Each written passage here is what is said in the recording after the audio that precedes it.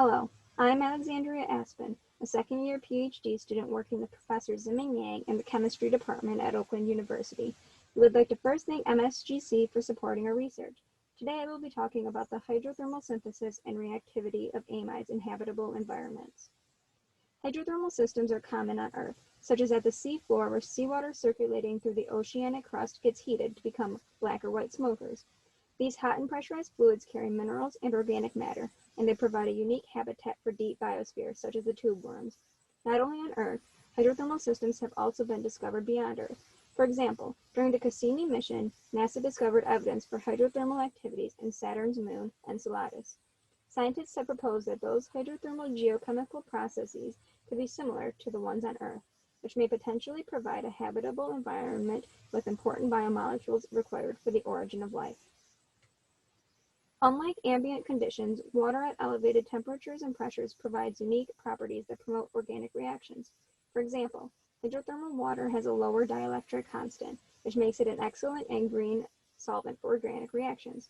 It has a higher ion product with increased concentrations of protons and hydroxide ions, which make it a natural acid and base catalyst. It is also a benign reaction medium for prebiotic synthesis. We are particularly interested in amides because they are fundamental to geochemistry and astrobiology research, in large part due to their involvement in biological metabolism in the forms of peptides and proteins, along with their potential role in prebiotic synthesis. We sought to answer three key questions. Can amides be synthesized in natural hydrothermal environments? What geochemical conditions are required for amide synthesis?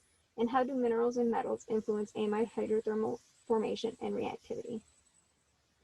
Here we report a feasible and non-mineral catalyzed pathway for amide synthesis at a hydrothermal condition of 250 degrees Celsius and 40 bar. The synthesis occurs through direct condensation between amines and carboxylic acids, which are common organic nitrogen and carbon compounds, and the amide yields can reach up to 90% in hours.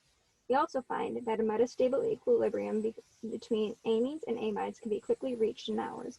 Interestingly, this amide formation is found to be strongly inhibited in acidic or basic solutions, such as with hydrochloric acid or sodium hydroxide, which suggests an important role of solution pH in amide synthesis. These results support a proposed reaction mechanism that the condensation reaction should occur between the neutral forms of amines and carboxylic acids for the amides to form.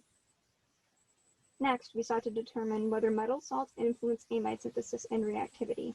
We studied copper salts because they are commonly distributed at the seafloor from hydrothermal dissolution of copper-bearing minerals. For the amide synthesis, we found that copper chloride and copper sulfate greatly inhibited amide formation, with decreased yields by up to 90%. We also found that the copper facilitated amine oxidation and predominantly formed aldehydes as the major product. For amide reactivity, we found it is strongly pH dependent, and amides become more reactive in the presence of copper and at relatively extreme pH. For example, pH of less than 2 or greater than 12.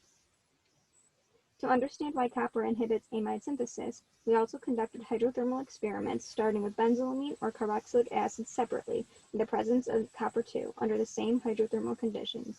We found that copper significantly promotes amine oxidation to form aldehydes, and that it greatly facilitates the decarboxylation of acids.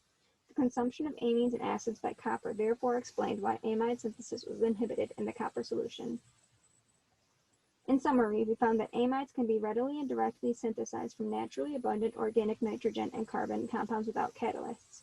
Neutral or near-neutral pH conditions are more favorable for hydrothermal amide formation and stability. Dissolved metals such as copper not only inhibit amide formation, but they also facilitate amide decomposition.